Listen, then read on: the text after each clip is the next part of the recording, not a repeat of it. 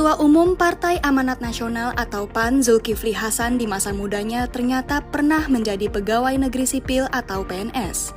Namun dalam hitungan hari dia memutuskan untuk berhenti dan memilih membuka usaha sendiri.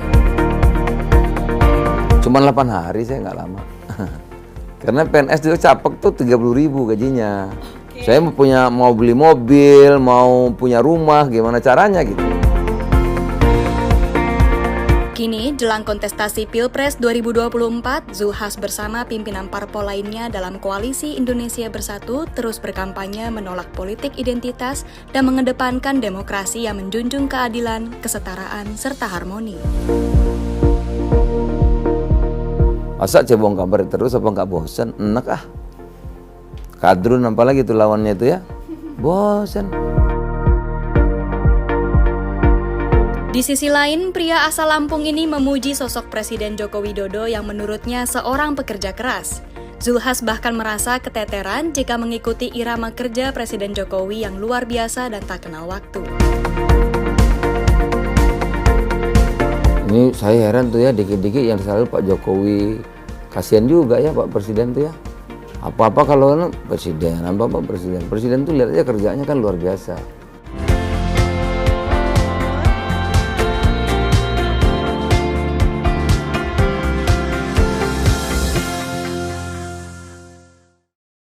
Sahabat Liputan 6, kembali lagi bersama saya Ratu Surya Sumirat di Bincang Liputan 6. Kali ini kita kedatangan tamu yang sangat spesial.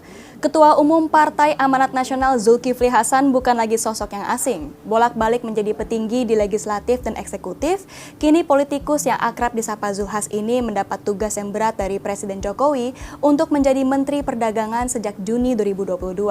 Lantas, apa yang akan dilakukan Pak Zulhas di sela-sela kesibukannya sebagai Mendak menyongsong pemilu 2024? Mari langsung kita tanyakan kepada Pak Zulhas. Selamat pagi Bapak, bagaimana kabarnya? Pagi Ratu, alhamdulillah. Alhamdulillah, Ya, pagi hari biasa ini. muter terus. Kemarin saya ke Demak, Kudus, Rembang, Bojonegoro, Surabaya. Jam terbangnya tinggi ya Pak kalau untuk Iya, di jalan perdagangan terus. nih. Gimana ngurusi kan? Iya, banyak pangan. sekali. Iya, Betul, ya, tiap pangan. hari harus paham betul harga-harga di pasar. Nah, sekarang kita berlanjut ke isu lain lagi nih Pak. Oh, silakan Ratu. Sekarang mengenai partai Bapak sendiri Oh nih, iya, Pak. Partai Amanat Nasional. Betul. PAN itu, ayo tahu nggak, Ratu tahu nggak sih apa? Partai Amanat Nasional. Gimana? Itu kepanjangannya. PAN itu filosofinya matahari. Kamu logo kami itu matahari. Logonya ya. Matahari itu apa sih filosofinya? Matahari itu salah satu ciptaan Tuhan yang paling sempurna kasih sayangnya. Matahari itu tidak membeda-bedakan orang, tidak membeda-bedakan makhluk Tuhan lain, dapat sama. Oh ini ada ratu, matahari terus gelap, enggak kan? Gitu. Wah ada yang pakai peci terus jadi terang, enggak. Jadi matahari itu tidak membeda-bedakan suku, tidak membeda-bedakan agama, tidak membeda-bedakan latar belakang. Itulah PAN filosofinya. PAN itu kita semua manusia punya kesempatan yang sama. Semua orang punya kesempatan yang sama. Apapun sukunya, apapun agamanya, apapun latar belakangnya, nggak ada masalah buat kita. Makanya inklusif dan terbuka. Yang penting bagi kita punya satu visi, satu misi yang sama. Agar Indonesia menjadi negara merdeka, ya, berdaulat dan maju. Kokoh persatuannya itu. Kalau sama visinya, sudah. Dengan melandaskan pada Undang-Undang Dasar 45 dan Pancasila gitu. Kalau sama itu sudah. Oleh karena itu di PAN itu beraneka ragam ya. Semua ada di situ. Jadi bisa dikatakan bahwa visi misi PAN ini adalah menerangi seluruh Indonesia. Tidak membeda-bedakan background latar belakang, agama, asal usul itu. Itu filosofinya, logonya itu matahari ya. Baik. Ya. Kalau gitu Pak, apa target PAN untuk menyongsong Pileg dan Pilpres 2024 nanti? Ya, tentu kita kerja keras agar kita bisa membuat karya, ya. Saya juga dipercaya sebagai pedagang agar ada karya. Juga kader-kader PAN ada DPRD, ada Bupati, punya karya, punya legacy untuk masyarakat. Tentu masyarakat nanti akan ingat pada waktu pemilu, kan gitu. Nggak bisa konyong-konyong pemilu minta dipilih, kan nggak bisa begitu. Ya, Iya. Kita bekerja dulu melayani dengan baik. Oleh karena itu nanti kepercayaan akan datang. Ya. Harus kelihatan dulu nih hasil kerjanya seperti apa, kinerjanya seperti apa. Betul. Rakyat pasti bisa menilai. Saya dipercaya sebagai Menteri Perdagangan, ya harus siang malam. Ya, dan ini menyangkut orang banyak. Nanti akan dinilai, kalau baik ya rakyat akan empati, simpati. Nah, tentu akan memilih kita. Gitu. Lagi pula juga Bapak kan track recordnya selama ini mengabdi kepada negara tuh sudah lama sekali ya. Pastinya juga rakyat akan menilai dari situ. Ya, insya Allah. Insya Ya, Allah. ya. Nah Bapak, apakah menurut Bapak kehadiran Partai Umat pada pemilu 2024 nanti akan menggerus suara PAN? Dan bagaimana hubungan? Justru bagus. Justru bagus? Bagus, karena begini, PAN ini kan partai terbuka, logonya matahari, filosofinya inklusif dan terbuka. Ya. Nah, oleh karenanya Partai Umat sekarang bikin ya Partai Islam. Jadi yang mau negara Islam, yang mau Islam, apa namanya itu syariat Islam, silahkan. Kalau kita yang moderasi, jalan tengah, Islam tengah, moderat, ya, rasional, waras, yang terbuka, yang ingin membawa Indonesia menjadi negara yang maju. Kita final NKRI, Bhinneka Tunggal Ika, Pancasila. Nah, oleh karena itu yang ingin tadi negara Islam silahkan. Kami kembali kepada jati dirinya, platform waktu didirikan PAN, terbuka, inklusif, moderasi, moderat, wasatiyah, jalan tengah, rasional, yang ingin membawa Indonesia maju sekali dengan NKRI dan Pancasilanya. Oleh karena itu memang ada yang berkurang, ada. Tapi yang masuk lebih banyak. Ya, karena yang sekarang ada yang artis, ada macam-macam orang, ada teman-teman dari berbagai suku juga masuk. Jadi mungkin satu yang pergi, tapi yang nambah bisa 10 kita. Oh, begitu. Dan tidak bertentangan karena ideologinya beda. Nah, beda-beda ya. Baik, kalau hubungan Bapak sendiri dengan Amin Rais saat ini Baik seperti sekali, apa? alhamdulillah, nggak ada masalah apapun, komunikasi lancar, bahkan saya Lebaran datang, kemarin cucu saya sunatan, Pak Amin juga datang sama Bu Amin, Bu Zul beberapa kali juga ke Jogja, gitu. Jadi alhamdulillah. Tetap erat ya, tetap Iya, cair keadaan iya, juga. betul. Baik Bapak, dari kalangan internal PAN sendiri sudah mendorong Bapak untuk maju di Pilpres mendatang. Bagaimana tanggapannya Pak? Ya pasti, kalau kader partai itu kan mau ketua umumnya jadi presiden, wakil presiden. Setiap kader begitu. Provinsi ingin kadernya jadi gubernur, jadi bupati, ya itu silakan, itu kehormatan. Ya, itu cita-cita kita, cita-cita kader. Nanti kita lihat realitanya ada juga kan? Ada keinginan, ada dorongan, tapi nanti kita lihat ada realita gitu. Iya, politik begitu kan. Kalau buat Bapak sendiri suatu kehormatan ya? Iya, memang kader mestinya maunya begitu. Mau Golkar, mau PD Perjuangan, lihat aja kan sama. Pasti ingin ketua semua umumnya. begitu. Nanti kita lihat realitanya ya. Baik, Nah, apapun yang terjadi Bapak siap kita nih? lihat nanti realitanya, kan masih ada waktu ya. Baik. Ada yang mengatakan terbentuknya koalisi Indonesia Bersatu ada campur tangan dari istana. Menurut Bapak bagaimana? Ini saya heran tuh ya, dikit-dikit yang selalu Pak Jokowi, kasihan juga ya Pak Presiden tuh ya. Apa-apa kalau presiden, apa-apa presiden. Presiden tuh lihat aja kerjanya kan luar biasa. Saya aja kalah loh, walaupun saya merasa udah rajin, saya nggak kuat ikut Pak Jokowi. Pak Presiden itu kerjanya Masya Allah. Ya. Itu yang saya merasa paling rajin aja, kadang-kadang nggak sanggup juga. Gitu. Jadi ya ini urusan partai politik ya partai politik. Nanti usulan jadi ini presiden, udah ini presiden gitu ya. Ada orang mau jadi wapres, saya tahu nggak mau Pak Jokowi jadi wapres. Kok ini mau nih arahan Pak Jokowi pengen jadi wapres? Nggak ada tuh pengen jadi wapres, betul. Itu. Tapi ini kan orang banyak, demokrasi kan orang ngomong macam-macam. Tapi salah presiden lagi gitu. Saya kadang-kadang kasihan juga gitu. Ya resiko jadi presiden ya. Resiko jadi presiden jadi samsaknya rakyat nih. Iya. Tapi ya saya luruskan enggak. Gitu, Iya. ya. Itu urusan partai politik ya kita. Ya, memang kalau jadi presiden tuh harus banyak bersabar. Iya, Pak. dikit-dikit ya. Misalnya jauh di sana di mana itu di satu daerah sampai naik presiden salah juga tuh. Baik Bapak. Iya, ya. Telur naik presiden juga salah, kan ada bupati, ada wali kota, ada gubernur gitu. Saya bilang Pak ini bukan urusan kita semua, ada juga wali kota, ada gubernur gitu. Saya pikir ya juga, jadi presiden itu susah ternyata ya. Tapi artinya kan Pak Jokowi ini mengena sekali kepada rakyat. Dikit-dikit ingatnya Pak Jokowi langsung. Iya, tapi jangan disalahkan semua, dikit-dikit apa-apa Pak Jokowi gitu. Harus sadar juga ya kan. Ya, kalau urusan kerja partai lain. ya partai gitu ya. Baik. Bagaimana Bapak menilai ada 3 nama yang selalu merajai survei Capres di Pilpres 2024, yaitu Ganjar Pranowo, Prabowo Subianto, dan Anies Baswedan. Siapa di antara ketiga nama itu yang paling dekat dengan kriteria Capres KIB? Ya KIB kita begini loh. Ini dunia berubah cepat. Ya. Saya baru pulang dari Amerika. Amerika itu sudah melarang Islamofobia. Oleh karena itu dialog Islam, Kristen, Yahudi biasa. Isu-isu Amerika sekarang bukan Timur Tengah. Apa HAM, climate change, demokrasi, ya itu.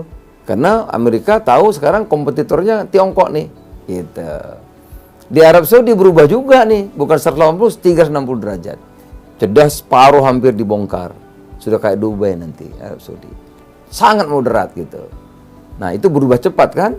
Barat ada perang lagi nih. Waduh, ya bokot gas lah, ini macam-macam terjadi ya. Suku bunga tinggi sekarang. Waduh, kita kena dampaknya. Nah sekarang kita ini mau apa? Masa cebong kabar terus apa nggak bosan? Enak ah. Kadrun apalagi itu lawannya itu ya. Bosan. Orang sudah mikirnya beda, kita kok telat mikir gitu. Nah oleh karena itu KIB ini ingin kita mengajak, jangan dong bertengkar, kamu nih suku apa, kamu nih agama apa. Capek. Dulu bapak saya, dulu kakek saya, dulu engkong saya, dulu adik saya, dulu tante saya. Kamu lebih jelek, kami lebih bagus, sini lebih bagus, sana lebih jelek. Emang gak ada pikiran lagi? Gitu. Kita boleh bertengkar dong. Bagaimana nih? Ya, kedelai ini produksinya 2 juta. Ah, gitu dong. Demokrasi kita ini kan harusnya menghasilkan keadilan, kesetaraan, harmoni kan, makmur. Kok ada kesenjangan, kok disharmoni kan gitu. Nah, kita bicara demokrasi substansi. Nah, boleh bertengkar.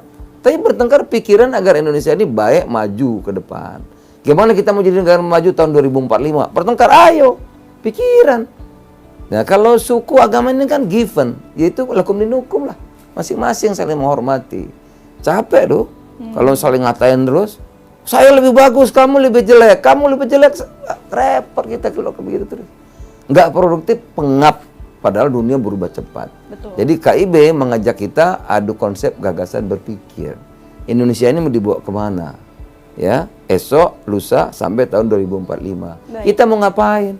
Mau impor kedelai terus tambah banyak, gitu, ya kan? Mau ribut terus, gitu. Kapan kita maju kalau begitu? Nah, jadi kita ngajak sekali lagi memikirkan bertengkarnya tidak suku asal usul, tidak dulu sekarang. Ya, Bung Karno banyak hebatnya, salahnya ada namanya manusia. Pak Harto banyak hebatnya, ada salah ada manusia. Ibu Mega banyak bahagia banyak, ada salah ada manusia. Gus Dur juga begitu, Pak SB juga gitu, Pak Jokowi juga gitu, Pak Habibie juga gitu. Kita hormatin dong pemimpin-pemimpin kita gitu. Jangan saling mencerca, buat apa? Ya, pasti salahnya ada, tapi kan prestasinya juga banyak gitu. Masa manusia nggak salah? Ya manusia pasti ada salahnya. Nah, saya KIB ini mengajak kita geser nih. Pertempurannya pikiran, konsep, gagasan agar Indonesia jadi negara maju. Kita ini kompak hebat gitu. Baik, amin. Nah, melihat itu dulu gitu. Capres nanti chapter terakhir. Nanti kalau sudah bagus kita punya yang harus dijalankan apa, baru kita cari capresnya. Apa Erlangga layak nggak layak? Pak Arso layak nggak layak? Pak Mardiono layak nggak layak? Zulkifli Hasan layak? Nanti kita lihat realitanya kayak apa gitu ya. Jadi masih melihat perkembangan ya ke depan. Iya, tapi kita bikin gagasan mau apa dulu. Gitu ya. Itu kira-kira. Baik. Benar sekali sih langkahnya. Gagasan dulu yang dibentuk. Iya, mau apa kita ini gitu. Masa jualannya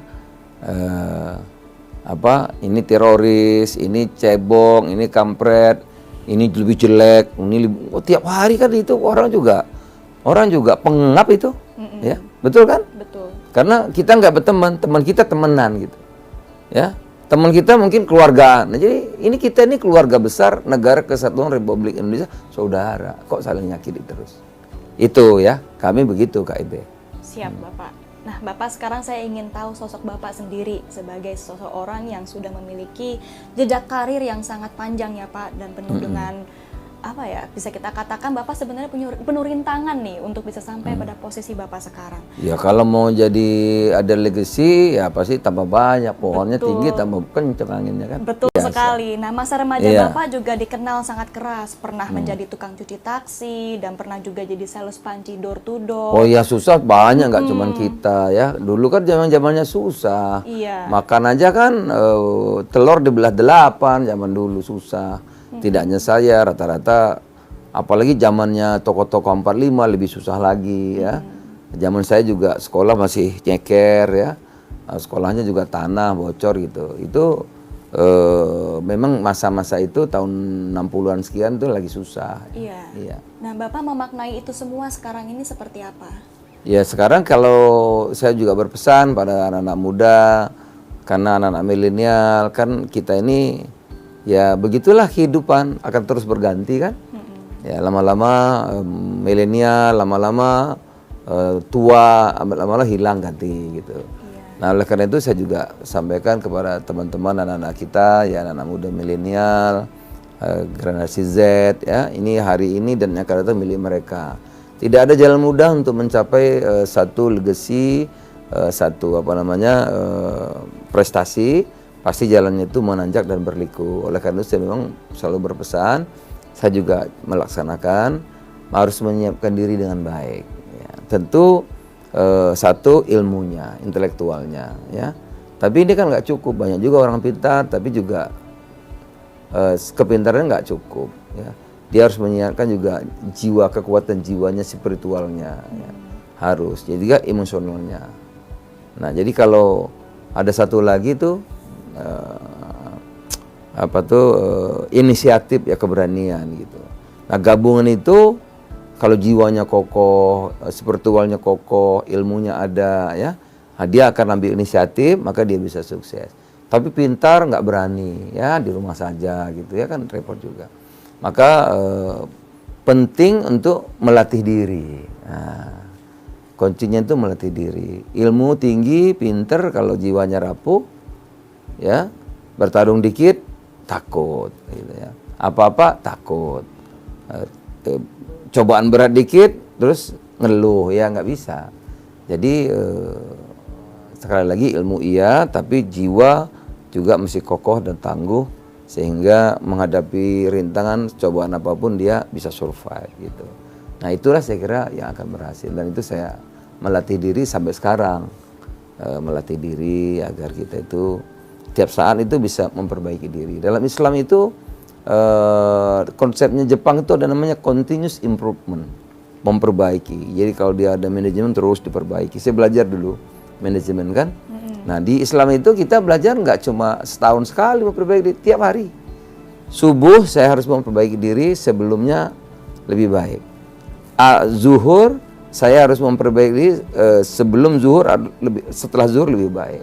Nanti ada sholat asar lagi, saya harus lebih baik. Nanti ada sholat maghrib lagi, harus lebih baik. Nanti sholat isya harus lebih baik. Mau tidur saya harus evaluasi lebih baik lagi dari hari kemarin. Terus saja. Jadi hidup itu ya belajar dan memperbaiki diri, terus menerus gitu. Dan apa yang bisa membuat Bapak terus kuat, Pak? Kan Ya, pasti pernah mengalami kegagalan. Iya, kalau dalam saya kan Islam ya, tentu agama lain juga, yang Kristen, yang Hindu, yang Buddha mungkin juga punya. Yang saya kan Islam itu yang saya pakai. Saya melatih diri dengan berpuasa, melatih diri saya sholat malam gitu. Dan kalau percobaan berat datang itu juga saya tidak henti baca Quran, itu juga meringankan beban ya. Salat malam dan puasa. Tapi untuk fisik saya juga melatih diri. Kalau kita mau ada proses yang berat itu sekali itu, ya badan kan bisa terganggu. Oleh karena itu saya lari atau olahraga tarung bebas atau lari ya, sehingga bisa lelah, habis itu saya bisa pulih lagi dengan baik. Dan memang itu dilatih gitu. Dan cobaan-cobaan itu, kegagalan itu kan jangan dihindari. Nah, cobaan, kegagalan itu akan membuat kita semakin kuat. Kalau gagal, cobaan kita berhasil, kita akan tambah kuat. Cobaan berhasil itu Allah caranya menguji begitu. cobaan, kegagalan kita akan lebih kuat lagi. Cobaan, kegagalan kita akan lebih kuat lagi. Itu kira-kira Ratu. Baik, Bapak. Jadi semua manusia itu selama masih hidup akan menghadapi. Iya, nggak ada hidupnya rata itu kan. Ya kalau hidupnya rata kan gimana? Ya. Tapi karena punya kepercayaan kuat ini ya, Pak. Ya itu kita latih. Dan diri itu memang harus dilatih. Hidup itu melatih diri kan. Baik. Ya. Bapak juga pernah nih menjadi PNS dengan kehidupan yang mulai mapan saat itu. Namun Bapak melepas status PNS dan akhirnya memulai usaha sendiri. Apa yang membuat Bapak berani untuk melakukan itu? Ya PNS itu gini, PNS itu dulu saya kan lulus SMA. Iya. Cuman 8 hari, saya nggak lama. Karena PNS dulu capek tuh 30.000 gajinya. Oke. Saya mau beli mobil, mau punya rumah, gimana caranya gitu. Nah, jadi 8 hari saya berhenti. Itu bukan jalan saya gitu. Saya punya jalan yang berbeda, yang anak muda yang punya cita-cita banyak kan. Iya. Nah, saya cari jalan yang bisa memenuhi cita-cita saya. Nah, oleh karena itu hidup itu harus direncanakan ya. Harus produktif. Nah, kita punya roadmap dong. Saya ini mau apa gitu. Nah, kemudian dengan mau apa itu kita bekerja keras, maka produktif. Hasilnya itu bisa diukur secara kuantitas. Ya, makanya ada jadi presiden, ada jadi bupati, ada jadi pengusaha, ada jadi DPR, ada yang nganggur kan? Ada yang nggak bekerja, ada yang minta pulsa gitu ya, macam-macam. Itu tergantung produktivitas dan roadmap kehidupannya gitu. Nah, saya punya roadmap tahun ini, tahun depan, tahun ketiga, tahun keempat ya. Sehingga saya akan produktif ya, bekerja. Saya mulai kerja kadang-kadang mulai jam 3 pagi gitu. Ya memang harus begitu. Dan itu dievaluasi, diperbaiki terus menerus. Mana yang kurang, mana yang ini. Maka kita bisa mencapai yang kita sesuai dengan kita roadmap yang kita petakan itu. Nah bisa diukur secara kuantitas. Karena kita ini kan manusia itu sama modalnya. Ratu dikasih Allah berapa? 24 jam satu hari. Nah, yang kameramen sama 24 jam satu hari. Saya juga 24 jam. Gitu. Kok ada yang jadi dirjen, ada yang jadi wartawan, ada yang jadi kameramen. Sesuai usahanya masing-masing. Gitu. Itu kira-kira. Jadi Bapak dari muda memang sudah membiasakan diri untuk selalu ngeset goal. Iya, saya ini waktu mau ngapain, gitu. Iya, saya lulus SMA masih kos ya. Tempat tidur saya balik gitu ya.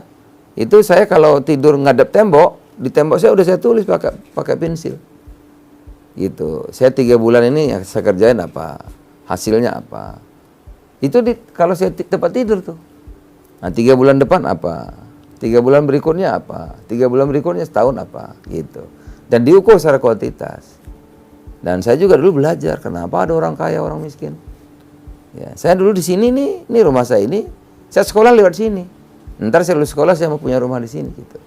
4 tahun saya beli rumah sini. Lulus SMA betul, iya. 4 tahun setelah lulus SMA saya bisa beli di sini gitu. Jadi saya udah bayangin waktu saya sekolah mimpi itu penting. Waktu sekolah saya bilang waktu lewat sini, ntar saya kalau udah lulus sekolah saya mau beli rumah di sini. Dapat sampean. Setelah beli rumah di sini, masih muda saya ketemu teman-teman di sini. Saya bilang waktu itu tahun 86 di sini kumpul sama teman-teman tetangga. Ntar suatu saat saya mau di istana. Tahun 86 gitu. Saya juga nggak tahu kayak apa itu jalannya. Ya begitu reformasi ya bisa jadi menteri. Saya juga heran. Ada aja jalannya dari mimpi awalnya. Iya, memang harus mimpi. Kan harus punya harapan kan. Iya. Kan nggak bisa hidup itu cuma mengalir sekedar hidup aja kan. Orang kuliah ikut kuliah, ya kan. Orang jalan ikut jalan, orang nongkrong ikut nongkrong, orang main ikut main. Enggak dong. Kita punya roadmap ya agar kita produktif gitu. Dan ini tercermin ya dari cara Bapak juga memimpin sekarang menjadi menteri. Iya, ya harus diterapkan semua gitu. Iya. Baik Bapak. Karir Bapak terbilang lengkap nih Pak. Pernah menjadi menteri, ketua MPR hingga ketua umum parpol sekarang. Jabatan apa lagi nih yang menurut Bapak paling menantang? Saya kalau bisa menyelesaikan tugas Kemendak dengan baik saya sudah alhamdulillah. Karena ini menyangkut orang banyak, masyarakat banyak, menyangkut pangan ya. Kan kita ini harus berguna, kalau nggak ada gunanya juga buat apa jadi menteri kan? Gitu. Saya ingin ada manfaat, ada gunanya lah. Maka kami juga dengan dibantu oleh para dirjen, para direktur itu terus saja berbuat sesuatu sekuat tenaga yang kita bisa. Gitu, Ratu. Baik. Jadi untuk Bapak memang semua tuh ada tantangannya masing-masing ya Pak? Ya kalau selama masih hidup ada tantangan, ada cobaan. Nah, tergantung kita. Wah. Ya, ya. Baik, terima kasih banyak Bapak sudah Iya, berbincang iya. bersama dengan Terima saya kasih. hari ini. Itu dia sahabat Liputan 6, Ya. perbincangan kita yang sangat lugas ya, dan juga to the point bersama dengan Pak Zulkifli Hasan. Terima kasih kepada para sahabat Liputan 6 yang sudah menonton sampai akhir, dan jangan lupa bahwa Bincang Liputan 6 akan selalu ada, jadi ditunggu lagi episode berikutnya dengan narasumber lainnya yang juga tak kalah menarik. Sampai jumpa. Makasih. Assalamualaikum.